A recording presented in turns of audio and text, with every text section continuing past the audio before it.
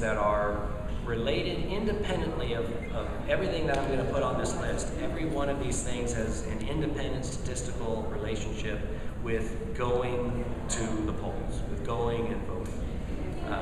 So controlling for all other factors, the strongest predictor of participating in politics is interest. If you're interested in politics, you're more likely to go and vote.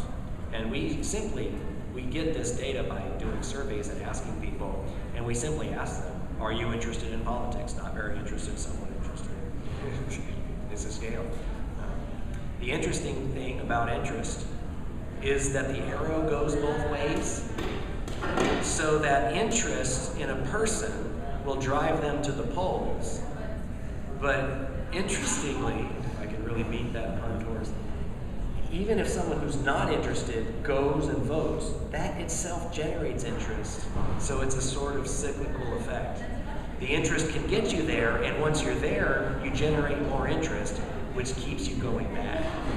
But if any of you are activists in any sense and you're interested, if you want to get people to participate in politics, find a way to spark an interest. And that in itself, you will have accomplished something, because the chances are that they are likely to engage in politics. Another strong predictor, but slightly lower than interest, is information. If you are informed, you're more likely to participate. And information is measured, at least traditionally, as a civic measure.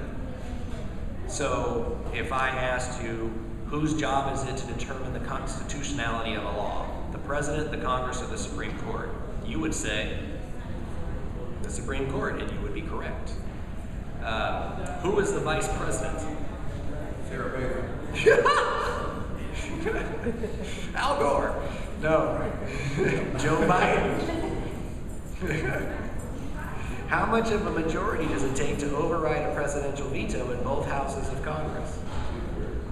2/3. That's right. Which party is currently in charge of the House of Representatives? Republicans. Which party is more conservative? Republicans. Yeah. All right. And these are just some of the questions that we'll ask that are textbook civic knowledge. And I don't know, the theory is, because it may not be patently clear if you know who the vice president is, why that means you're going to go cast a ballot. But I think the theory is that if you're aware of these civic facts about the governmental system, then presumably you're aware of how the system works and the need for citizens to participate. And that it is linked to this notion that, oh, well, if you're aware of the way government works, you're aware of your duty, and then you go and do your duty. Both. Occupation. All of these are positive predictors, meaning the more informed, the more interested, the more likely you are to participate. By occupation, I mean white-collar occupation. If, when we ask people in the survey, what do you do, we'll code that as either a blue-collar labor worker or a white-collar occupation worker. If you want to find out, are you in management? Do you have, in other words, a civic skills, right? In your employment, is that reinforced in your job? And the data indicates that people who are in professional jobs, white-collar jobs, managerial jobs, they are more likely to engage than people who are not in white-collar managerial type jobs. Internal efficacy. This refers to the idea that a person inside feels efficacious, which means it's getting at this idea that the person believes that if they were to participate in politics, they would be able to make a difference. They feel a sense of pride or ability within themselves that if they got involved, they would make a difference. And not surprisingly, the more people think that if they got involved, they would make a difference, the more likely they are to get involved and to try to make a difference, to try to vote and to try to participate in politics. The reverse of internal efficacy is called external efficacy. And it's related to cynicism, but it's different. External efficacy is this idea that regardless of your abilities, that's internal efficacy, but how are you perceived by the government, the entity that you would be trying to influence and persuade? And if you have less external efficacy, the idea is that you don't think government pays much attention to what people like me think. That's one of the questions we'll ask people. And if you are more likely to say, yeah, I strongly agree with that kind of statement, you're less likely to vote. And why would you? Because you don't think anyone's paying attention to you. These are kind of psychological variables that are related to voting.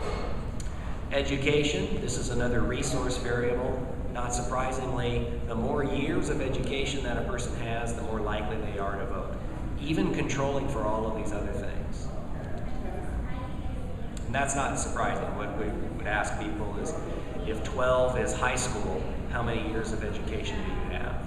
And the higher that number, the more likely those folks are to vote. So again, if you wanted to mobilize people and encourage them to participate, get them interested, teach them civic facts, and then just simply educate them in general. And then party identification. This refers to, do you identify with the Democratic Party, do you identify with the Republican Party, or neither of these? And people who have a strong identification, what I call strong partisans, they're more likely to vote, because I think they see the party as their team, as who they are. I'm a Democrat, so I'll go vote. I'm a libertarian, so you know I'm going to go cast my ballot for, who's the libertarian candidate? Gary Johnson. You are a highly informed participant. That's awesome. Yeah. Related to party, but not the same, is ideology. And this is conservative or liberal ideology. They're rare creatures, but they do exist. A liberal Republican or a conservative Democrat. They are on the endangered species list, but the Democrats have blue dogs, and the Republicans have libertarians, and log-cabin Republicans. I mean, there are such a thing as a liberal Republican or a conservative Democrat, although they do seem to be disappearing. But these are the main predictors of voting. Notice what's not on this list. Race. Race might tell you which way the vote is going. If you self-identify as African American, the data indicates you're probably voting Democrat. But if you self-identify as African American, the data does not indicate that you're more likely to go to the polls to someone who does not identify as African American. And you can say that for any single race or ethnic variable. Whites, Hispanics, African Americans, except Asians. We don't have a lot of evidence when it comes to the participation rates of Asians. That is actually a gap in the literature by and large. But what we do have is some initial evidence that indicates that Asians are statistically less likely to participate than non-Asians. Why that is would be speculated. Something the best folks can offer is that traditional Asian cultures might have a strong sense of community as opposed to individualism, and individualism is more of a Western phenomenon, and to the extent an Asian identity refers to the Eastern phenomenon or culture, that it doesn't emphasize the individual action. But honestly, we don't know. That's something, in terms of political science, it's a gap in the literature. But I thought it was worth mentioning. And then age. Age is unique. It is related significantly to participation, but it has an interesting effect. The young tend not to participate unless mobilized. The middle-aged will participate highly, and then the elderly, as the stereotype goes, they do participate well. But I said it's an arc with a cliff on it, because there is a certain age at which you become geriatric, and there's no voting because you can't see, you're dealing just with health and end-of-life issues. So the trend kind of goes to not much voting, a decent amount of voting, to a significant amount of voting, to then no voting in terms of age. So it's not a straight line. In terms of future trends, what I've given you is that's the 20th century story of voting. The 21st century story of voting is going medical or chemical or biological, if you will. One of the most exciting things or terrifying things, depending upon your point of view, is the study of neuroscience and how that impacts the way people vote.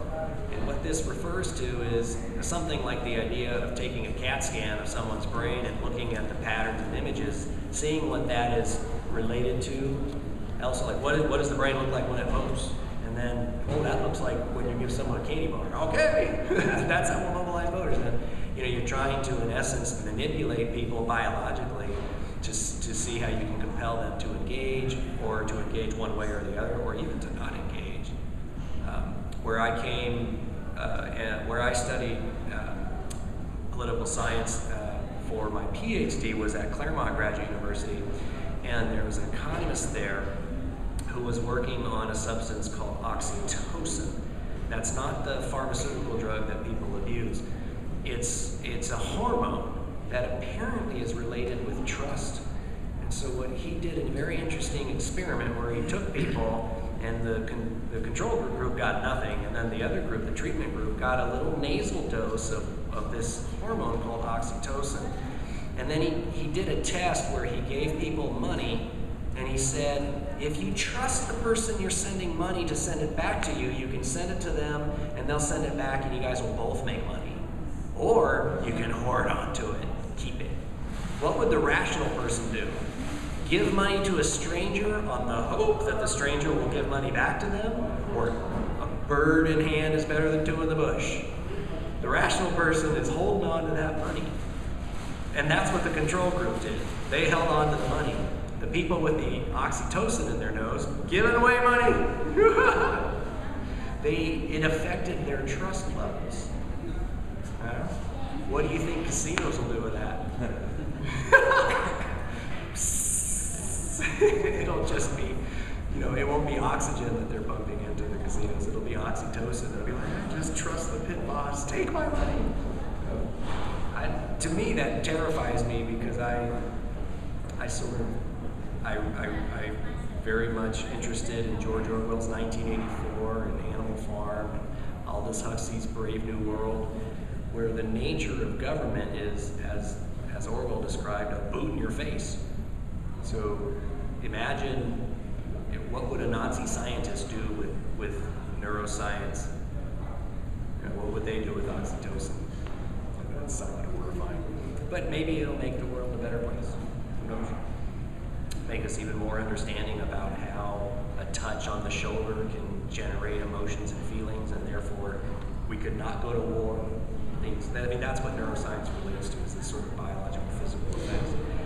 Misinformation in voting, that was my dissertation at the master's level. And I was interested if information is people who have correct factual information. If that's related to participating in politics, well, I wondered, well, what about the people who are factually wrong but who think they're right? As far as they know, they're informed. So wouldn't the mechanism work the same way for them? If you think you're informed and you get in there, even though technically you're not informed, you'd see other people getting it wrong. So you'll get out there and try to participate. Well, that was the hypothesis, and it turned out not for voting. That the misinformed are not likely to vote, but they were likely to contact their public officials, and they were likely to work with others to solve a problem or get something done. Now, if you put that in context, imagine a person who only watches, let's pick on liberals, only watches MSNBC, never watches anything conservative, gets in their mind something that is objectively false, and then they start working with other people who also only drink the same Kool-Aid, so to speak. And then they do a massive letter writing campaign. They get involved locally. If the elected official is not aware that some people might be factually misinformed, that they might mistake that for an interest that you would want to respond to. I'm assuming we don't want our officials to respond to incorrect